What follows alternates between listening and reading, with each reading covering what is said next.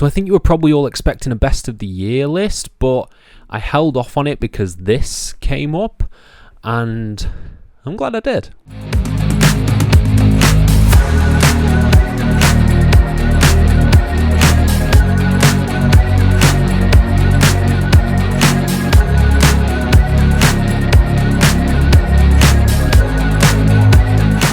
Hello and welcome to FTTR, I'm Hugh McQuaid, and today we are talking about something a little bit different. We are talking about North Wrestling. Yes, you've probably heard of North Wrestling if you're familiar with Cultaholic. It is a promotion based in Newcastle, and they had their 50th show on December 7th at the Anarchy Brewery in Newcastle, and we're going to talk about that. But before we do, please subscribe, please like this video, please comment your thoughts down below as we dive into this. So as you can probably tell from my accent, I'm from Stoke-on-Trent. I'm from nowhere near Newcastle, but the lovely people at North Wrestling, they put up a tweet. They said, does anyone want to cover our 50th show? We want to get some eyeballs on our stuff. We want to talk about and expose what a good promotion we are. I reached out to them, and they very, very, very, very kindly sent me the footage of NCL.50, and that was really exciting for me because that's the first time anything like that sort of happened, and it was really, really cool, and I get to talk about it. So please, please, please do check out North Wrestling. I'm going to link their Patreon, I'm going to link their website, and I'm going to link their YouTube channel all down below. So please check them out, because after watching this show, I think you should. I really, really think you should, because overall I had an absolute blast with NCL.50. This is the exact kind of independent wrestling that I love and fell in love with when I started watching Progress back in 2020. This is gritty, but not afraid to have fun, kind of just mishmash of goodness. And that is the kind of stuff you are going to get from North Wrestling. You had a phenomenal match that is probably going to jump onto my top 10 favourite matches of the year list. You had incredible story throughout, the amount of character and the amount of creativity that went into some of the angles and some of the matches, I think was way above what I expected going into North Wrestling. And overall, I just had a phenomenal time with this show. I think it's one that, particularly if you're like me, I haven't checked out any North Wrestling until today. This was my jumping on point for North Wrestling. I got the stories, I got the angles, I got the matches, I got everything that was going on, and I think that's one of the best things you can say about pro wrestling. Particularly, I go back to a Stan Lee quote, and it's a Stan Lee quote. He talks about comics. Every comic book is someone's first comic book, and you need to write comic books in that vein. This is how I felt watching this show. I was like, this is a perfect jumping on point for anyone who wants to get into either North Wrestling or independent wrestling in general, because it has a bit of everything. So we're going to dive into the show, every match, every angle. Please do check it out. It is very, very, very good, and there will be spoilers following, because I'm going to go into the results of the show, of course. And it started off with a really, really good video package from the lovely Tom Campbell, who was also on commentary with Vader Scott. Great job on commentary. It was really, really awesome. And it was a really cool sort of against the odds video package about how getting this many people to watch wrestling in Newcastle seemed impossible, but they've made it to 50 shows. Really, really awesome. And then we had the opening match. So the opening match was for the North Wrestling Ultraviolent Championship, as Big Lou Nixon took on Goth Boy Joe Wade, took on Jet Marshall, took on Ace Matthews in a four-way for that title. And this is what you would expect from a title that has ultraviolence in it. It had some ultraviolence in there. You had conflicting characters. I really liked about this match the two sides. You had Marshall and you had Wade, who are like this unlikely union, these unlikely allies, and they sort of want to almost fight fair, fight against one another. And then you have the polar opposites of Nixon and Matthews, who hate each other and have this boiling feud that's bubbling under the surface, and it's just coming to fruition because Ace Matthews is a prick. He's a prick. He got that over very, very well to someone who's not seen him before. Damn. Yeah. We don't like him. But this overall was just really, really fun. My standout was Wade. I think Goth Boy Joe Wade was phenomenal. He had like Aleister Black sort of just vibes. This is the best way I can put it. Like just the gear, the kicks, everything. He was a real standout for me. High spot of the match, hitting the diving foot stomp onto a keg of beer. That looked insane. Looked awesome. And then you had people getting thrown out the ring and then the others continuing their stories. Marshall went for a big dive, but he was stopped by Wade, and that sort of caused a bit of friction between them. And you ultimately went to a finish in which it was so close. The Ultraviolent Championship was so close to Lou Nixon, but he hit the go to sleep on Marshall, and then Ace Matthews pushed him from behind and got the cheeky pin as those two made daggers with each other at the end of the match. It was really effective in what it set out to do. A really fun, hot way to open the show. It was non-stop wrestling action. And yeah, I thought this was a fantastic way to open the show. And I was really... This match, best way to put it, this match will get you hooked. Then we had Millie Mckenzie versus Emersyn Jayne. I cannot say enough good things about this goddamn match because this was amazing. This was absolutely amazing and blew my expectations out of the water. I love Millie Mckenzie. I love Emersyn Jayne. I think they are both fantastic. I'd not seen their death match that they had in Rise. They showed little clips of it, and I was like, okay, that's cool. Deathmatch stuff. But what are they going to bring here?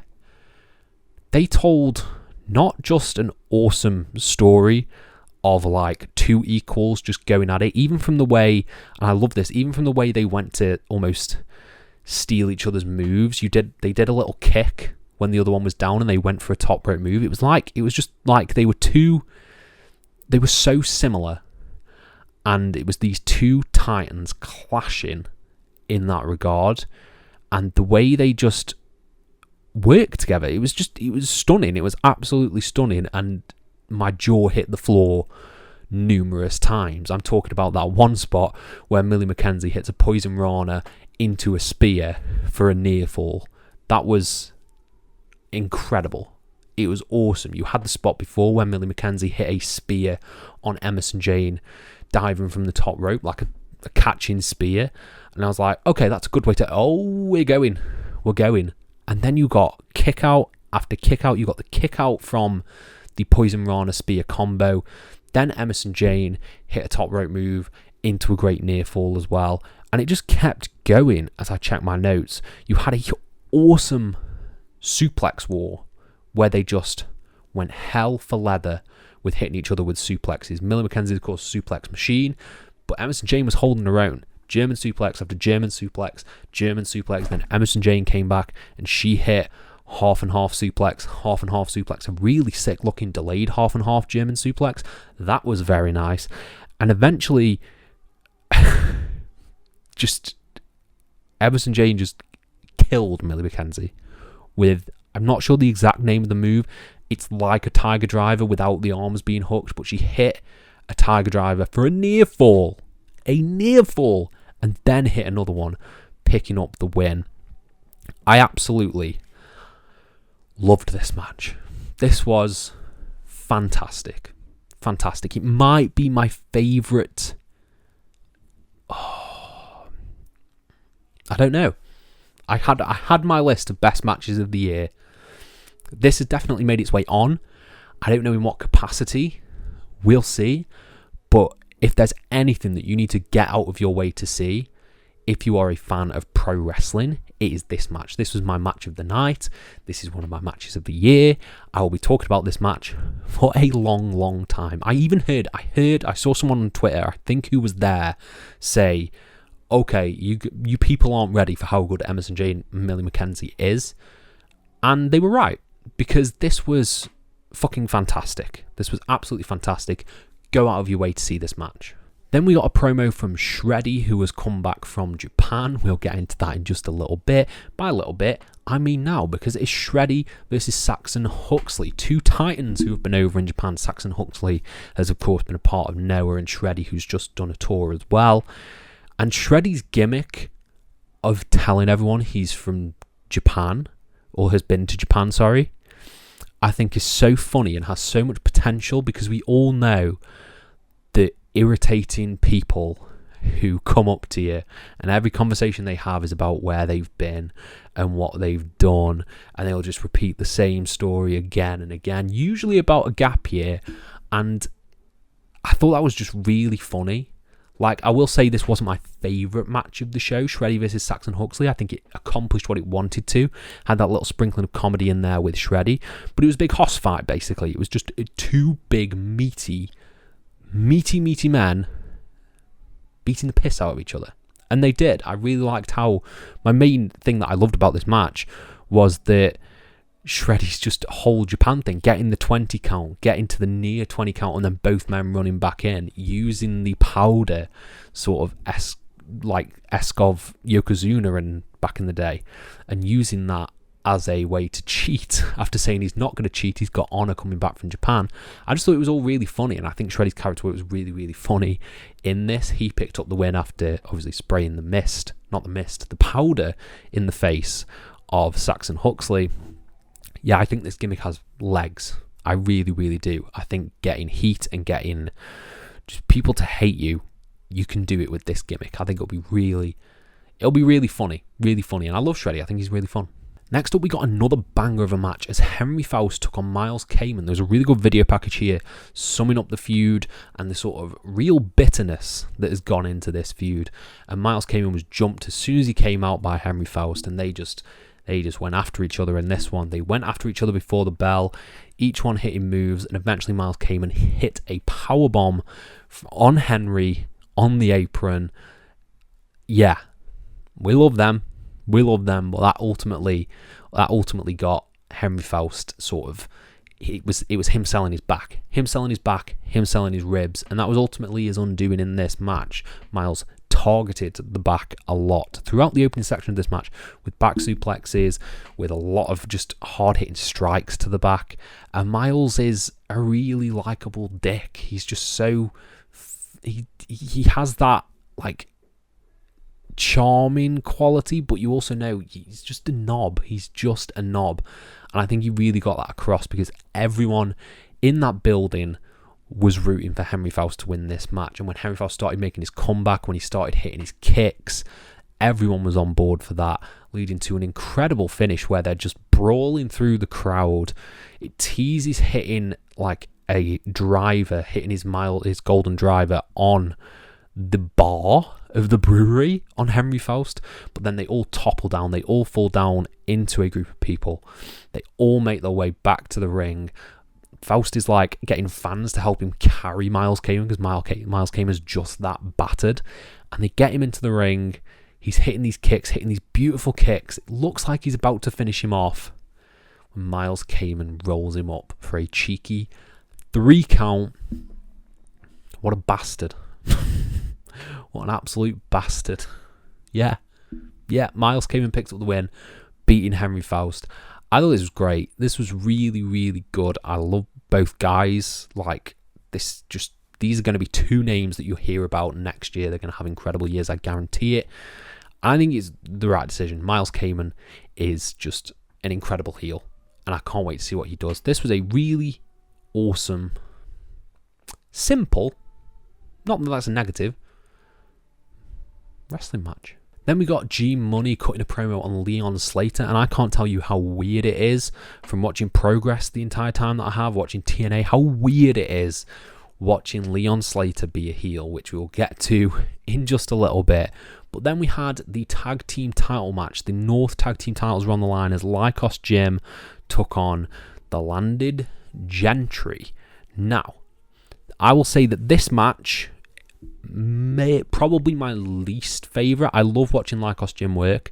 I think they are incredible. They are really, really good. This match was built around Landed Gentry working over Lycos 2. Okay, that's fine. That is what it is. That is what it is. A lot of Lycos Jim matches usually go that route. But the Landed Gentry, I like their dynamic. I like their friction. I'm not 100%. It's my first time seeing them. I'm not 100% sold on the landed gentry. I think there's a lot of mileage in that gimmick, the Tory posh gimmick. Of course, that is very easy to hate, and in the UK you've seen it with, like, in ICW with Thatcher's Cabinet, and you've seen it with Spike Trevay in Progress and Rev Pro, that you can do that well. I thought the match was okay, but what I really liked about this was the dynamic between the landed gentry and the dissension that was teased there. That was what really got me going, and that only sort of came into play sort of after the match and post-match in the finish. The match itself I thought was pretty good and pretty standard, but overall it was a DQ finish. I wasn't hoping for a DQ finish. I was hoping for some sort of, maybe, I don't know, brawl or something like that, because I was like, okay, we're picking up, and then okay. But overall, I thought it was good.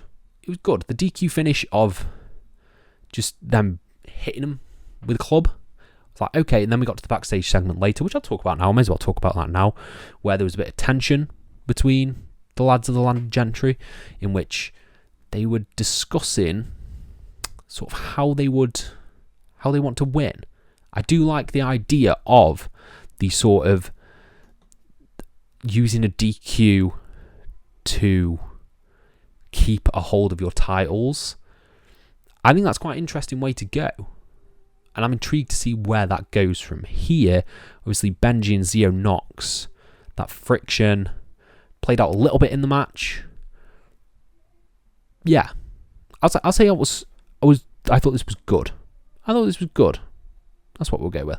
Then we got something that was damn good. It was really damn good, and that was Rampage Brown versus Trent Seven. Trent Seven, who at this time, when did he have? I can't remember when he had the match with RKJ in Progress, but he's just on a tear of having great matches, and he had a great match with Rampage Brown. Rampage Brown I haven't seen wrestle since Super Strong Style 16, and see Rampage Brown, the way he carries himself, the aura that he has about himself, he is just a kaiju. He is just a Godzilla. He is a King Kong.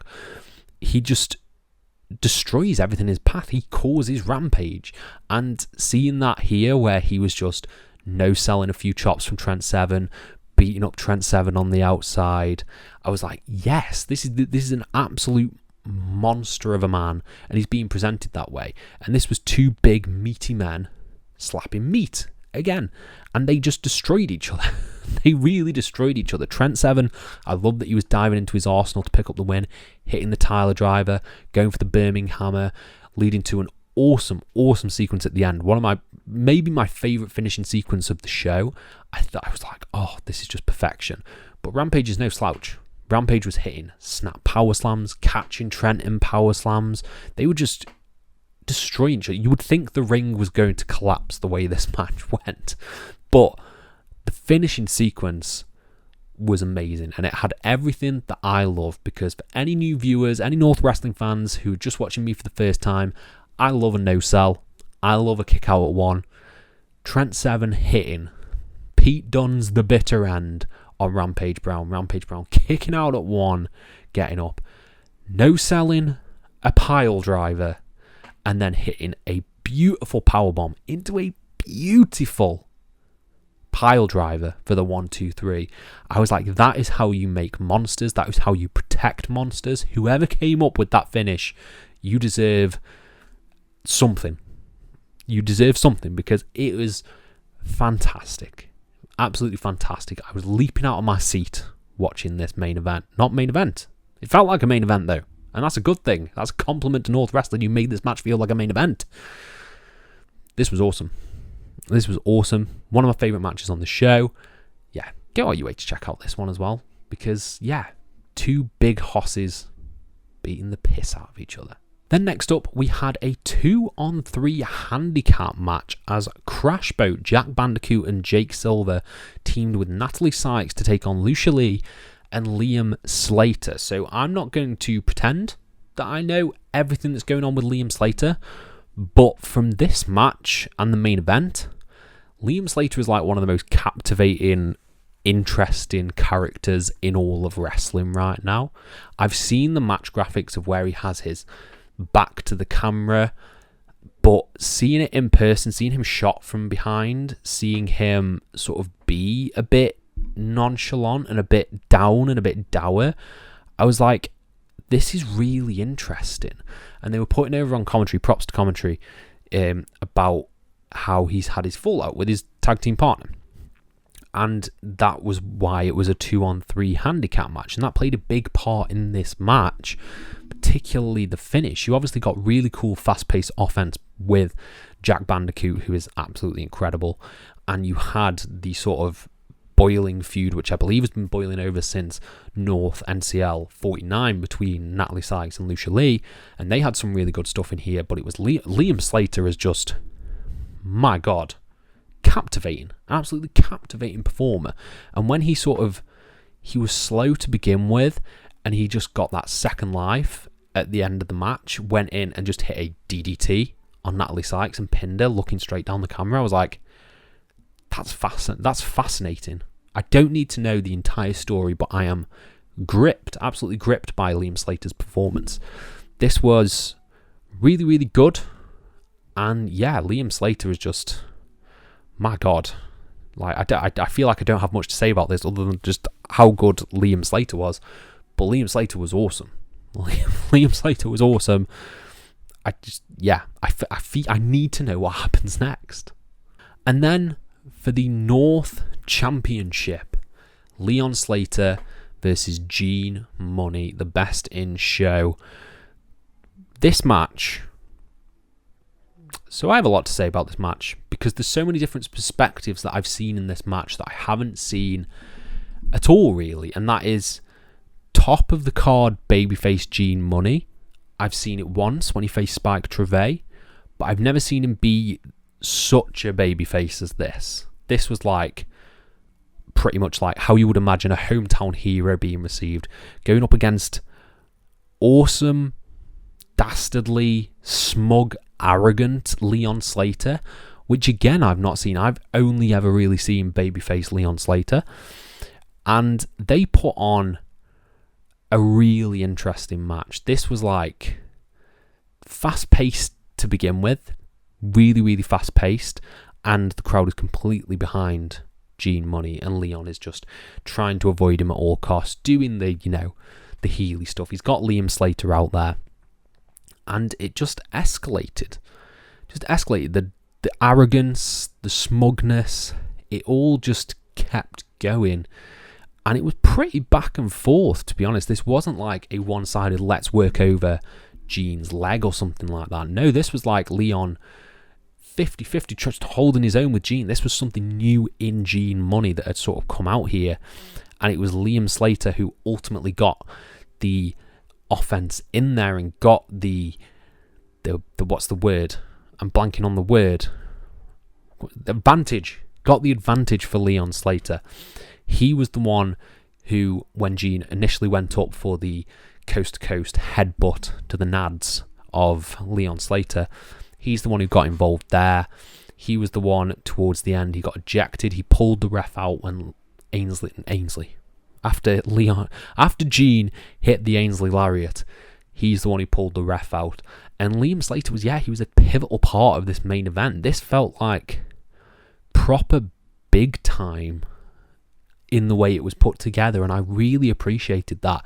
It felt, and I don't mean this in like a way where I'm comparing the two, but this just felt like main event of a WWE show, the way it was put together and the way it was executed, because it was executed pitch perfect.